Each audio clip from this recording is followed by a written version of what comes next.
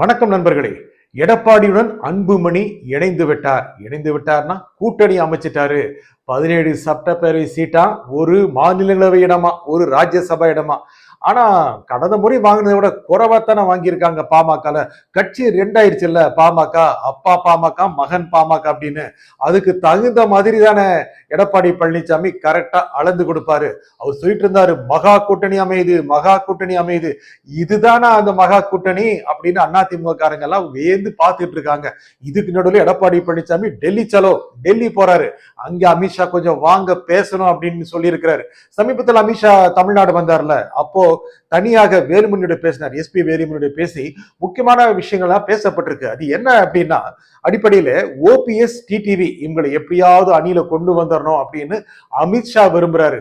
ஆனா எடப்பாடி பழனிசாமி மனசு வைக்கணும்ல, மனசு வச்சாகணுங்க அப்படின்னு அமித்ஷா சொல்லிட்டாராம். ஆகையால எடப்பாடி பழனிசாமி கடந்த முறை பேசும்போது கூட பார்க்கணும், எப்படியாவது கூட்டணியை வலுப்படுத்தணும் அப்படின்னு சொன்னதை நீங்க பார்த்திருப்பீங்க. அதே மாதிரி டிடிவி தினகரனும் தேர்தல் சமயத்துல எதிரியாவது துரோகியாவது அப்படின்ட்டாரு. அப்படியே எல்லாரும் என்னடா இது, ஒரு மயக்கத்திலிருந்து தெளிஞ்ச மாதிரி ஆயிட்டாங்க அமமுக காரங்க. என்னடா தலைவர் இப்படி சொல்லிட்டு இருந்தாரே, மாறிட்டாரே, அது என்ன காரணம்னா என்டிஏக்கு வர்றீங்களா இல்லையா அப்படின்னு டெல்லி தலைமை பாஜக தலைமை கேட்டுருச்சான். வந்து பாருங்களேன் அப்படின்னு சொல்லும்போது டிடிவியால அதுல தட்டவே முடியல அப்படின்னு தான் சொல்றாங்க.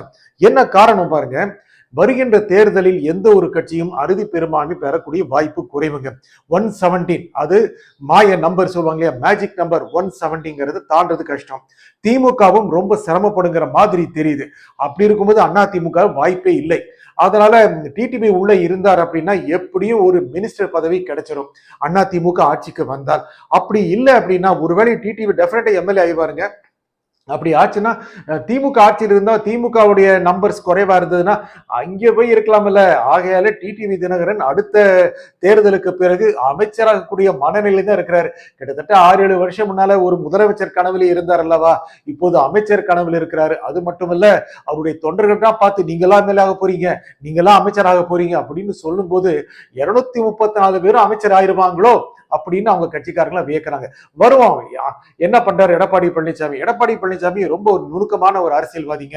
ஏன்னா அவர் மிக அடிப்படையிலிருந்து மேல வந்ததுனால எப்படி அரசியலை கொண்டு போகணும்னா நல்லாவே தெரியும்.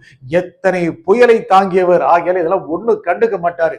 ஆகையால் அதிமுக என்ற படகு தாங்க, ஓட்டை படகுல நீங்க நினைக்க கூடாது. அதிமுகங்கிற படகை வெற்றிகரமாக கரையை கொண்டு சென்று அங்கு ஆட்சியில் அமர்த்தணும் அப்படின்னு நினைச்சிட்டு இருக்கிறாரு. இந்த சமயத்துல ஓபிஎஸும் விஜயும் பேசுற மாதிரி தெரியுது. ஆனா ஓபிஎஸ் கேட்கிற அளவுக்கு இடம் விஜய் கொடுக்க மாட்டாருங்கிறதுனால அவரும் திமுக பக்கம் போகலாமா நினைச்சாராம். ஆனா அதுக்கும் டெல்லி தலைமை அந்த பக்கம்லாம் போகாதீங்க, நேராக நீங்க அதிமுக பக்கம் போங்க அல்லது எங்க கூட வாங்க பார்த்துக்கலாம் அப்படின்னு சொல்றாங்களாம். ஏன்னா எப்பவுமே டெல்லியோட பேச்சை ஓபிஎஸ் தட்ட மாட்டார் அல்லவா, அவரும் என்டிஏ கூட்டணியில் இணையக்கூடிய வாய்ப்பு இருக்கிறது. தேர்தலுக்கு முன்னால எல்லா கசப்புகளையும் மறந்து எப்படியாவது அதிமுக ஆட்சிக்கு வந்துவிட வேண்டும் அப்படின்னு எடப்பாடி நினைக்கிறாரு. டிடிவி இதுல எப்படியும் லாபம் சம்பாதிக்கணும் அப்படின்னு நினைக்கிறாரு. சசிகலா கூட உள்ள வந்துருவாங்கிற மாதிரி தான் தெரியுது. ஆகையில திமுக அதிமுக கூட்டணி இரண்டுமே பலமாக தேர்தலை சந்திக்கின்றன. விஜயை தனித்து விடப்படுவார் அப்படின்னு நிறைய பேர் கருத்து சொல்ல ஆரம்பிச்சிட்டாங்க. விஜய் எதுக்குங்க தனித்து விடப்படணும்? அவர் முகம்தான் கொள்கை, முகம்தான் அவருடைய கட்சி, முகம்தான் அவருடைய செல்வாக்கு, முகம்தான் அவருடைய ஓட்டு. ஆகையால ஓட்டு சதவீதம் அதிகமாக ஆக்குவதற்கான முயற்சிகளை விஜய் நிச்சயமா முயற்சி பண்ணிட்டு இருப்பாரு. அதுல ஒரு முக்கியமான பிளேயரா அவர் இருக்கிறாரு. இதை கன்சிடர் பண்ணி தான் எடப்பாடி பழனிசாமி விஜய் வாக்குகளை பிரித்து விடக்கூடாது என்பதற்காக நிறைய இறங்கி வந்துட்டாராம். எவ்வளவு படி இறங்கி வந்தாருன்னு தெரியல. டெல்லி போறாருல, டெல்லியில அமித்ஷா எதை பக்குவமா சொல்லி புரிய வைப்பாங்கிறதும் தெரியல. ஏன்னா டெல்லி தலைமைக்கு நல்லா தெரியும் நம்முடைய அரசியல் தலைவர்களுக்கு எதை சொன்னால் புரிய வைக்க முடியும் அப்படின்னு. ஏன்னா அவங்க கிட்ட என்னன்னு இருக்கு, டெல்லி கிட்ட ஆபீஸ் ரூம் இருக்குங்க. நீங்க சிவாஜி படம் பார்த்தது உங்களுக்கு தெரிஞ்சிருக்கும். டெல்லியில அமித்ஷா கிட்ட அவங்க கிட்ட இல்லாத பவரா, டெல்லி கிட்ட இல்லாத பவரா சொல்லுங்க, மத்திய அரசு கிட்ட, மத்திய பாஜக தலைமையிலான அரசு கிட்ட அவங்க கிட்ட தான் ஐடி இருக்கு, அவங்க கிட்ட தான் இடி இருக்கு. எத்தனை இருக்கும்போது எந்த ஒரு அரசியல் தலைவரும் நல்ல ஒரு பெரும் கூட்டணி அமைப்பதற்கு தயக்கம் கொள்வார்களா என்ன? ஆகையால எப்படியும் திமுகவை எதிர்கொள்ள வேண்டும். அங்கு திமுக காங்கிரஸ் இன்னும் கூட குடைச்சல் கொடுத்துட்டு தான் இருக்கு. பிரவீன் சக்கரவர்த்தி போற இடமெல்லாம் கொஞ்சம் முரண்பாடத்தான் பேசுறாரு. ஆட்சியில பங்கு வேணுங்கிறது எங்க தொண்டர்கள் விருப்பம் அப்படின்னு சொல்றாரு. ஆகையால திமுக கூட்டணி ஆட்டம் காணுமோ அப்படின்னு அதிமுக மலர்ந்த முகத்துடன் பலர் காத்திருக்காங்க. முக்கியமா எடப்பாடி பழனிசாமி காத்துட்டு இருக்கிறாரு. ஆனா அப்படின்னா காங்கிரஸ் திமுக விட்டு போகாது என்பதனால் அந்த கூட்டணி பெருசாகத்தான் இருக்கும், பலமாகத்தான் இருக்கும் அப்படின்னு இப்போ தெரியுது. விஜயோடைய ஜனநாயகன் படம் வந்த பிறகு அது அடிக்கிற மாஸ்ல விஜய்க்கு எத்தனை ஓட்டு மாற போகுதுன்னு தெரியல. அவர் ஏற்கனவே இப்போ இந்த படம் முடிஞ்சு வெற்றி அடைஞ்ச பிறகு நிறைய மாவட்டங்களை பிரச்சாரத்துக்கு அவர் போறதுனால இந்த பிரச்சாரம் வெற்றி பெறுங்கிற நம்பிக்கை அவங்களுக்கு இருக்கிறதுனால கணிசமான ஓட்டுகளை அவரும் பெறுவாருங்க நம்பிக்கை இருக்கு. இந்த சூழல்ல தான் எடப்பாடி பழனிசாமி தன்னுடைய கூட்டணியை பெருக்குவதற்கான முயற்சிகள் இருக்கிறாரு. தேமுதிக எந்த பக்கம்? தேமுதிக அவங்க ஓட்டு வாங்குறாங்க அவங்க கட்சி தொண்டர்கிட்ட. திமுக பக்கமா அண்ணா திமுக பக்கமா? யாரு ஒரு ராஜ்யசபா சீட்டு மாநிலங்களவை இடம் கொடுப்பார்களோ அவர்கள் பக்கம் போலான்னு முடிவு பண்றாங்க. அநேகமா அண்ணா திமுக அது வாய்ப்பு குறைவுங்கிற மாதிரி தெரியுது. இருந்தாலும் முதலமைச்சர் ஆகணும் அப்படிங்கிற கடுமையான ஆசையில் இருக்கிற எடப்பாடி பழனிசாமி போனா போகுது ஒரு ராஜ்யசபா சீட்டு வச்சுக்கோங்க அப்படின்னு தேமுதிகவுக்கு கொடுக்க மாட்டார்னு சொல்ல முடியாது. ஏன்னா தேமுதிகவுக்கு ஒரு இணக்கமான அணியாக எப்பவுமே அண்ணா திமுக இருக்கு திமுகவை விட. ஏன்னா ஆளுங்கட்சியா திமுக இருக்கிறதுனால விமர்சனம் பண்றது ரொம்ப ஈஸியா இருக்கும். ஆகையால அவங்களும் ஒரு ராஜ்யசபா சீட்டை வாங்கி கொண்டு அதிமுக அணியில் இணைந்து விட போவதாக தகவல்கள் தெரிவிக்கின்றன. கடைசி சமயத்துல காங்கிரஸ் என்ன பண்ணுது? டிட்ச் பண்ணுதா திமுகவை? விலக்கி விட்டு ஓடுகிறதா? மயக்கி விட்டு கட்சி தாவுகிறதா? கூட்டணி தாவுகிறதா? இதெல்லாம் பார்த்துட்டு ஸ்டாலின் ஒரு முக்கியமான முடிவு எடுப்பாரு. தேமுதிகவுக்கு அவங்க ஒரு சீட்டை கொடுத்து ஒரு 6 சட்டப்பேரவை தொகுதி கொடுத்தார்கள் என்றால் அவர்களும் சென்று விட வாய்ப்பு இருக்கிறது.